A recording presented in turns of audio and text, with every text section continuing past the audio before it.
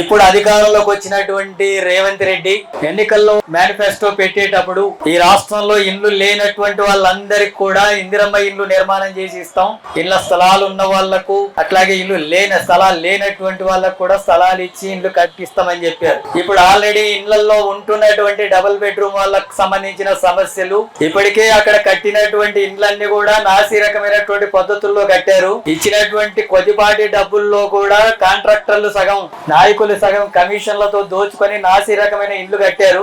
అవి ఇండ్లలోకి పోయేలోగానే కొంత దివాలా తీసినటువంటి పరిస్థితి ఏర్పడింది.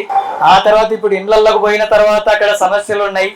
అక్కడ డోర్లు సరిగా లేవు, కిటికీలు సరిగా లేవు, పెచ్చులూరి పడుతున్నాయి, లిఫ్ట్ కు సంబంధించినటువంటి సమస్యలు ఉన్నాయి. అట్లాగే అక్కడ ఇప్పుడు కరెంటు కూడా అమలు 200 యూనిట్లు ఉచితంగా కూడా అమలు జరగట్లేదని చెప్తా ఉన్నారు. అక్కడ పని దొరకదు మనకు ఉన్న ప్రాంతాల్లో, పని కోసం మళ్ళీ వేరే ప్రాంతాలకు రావాలా.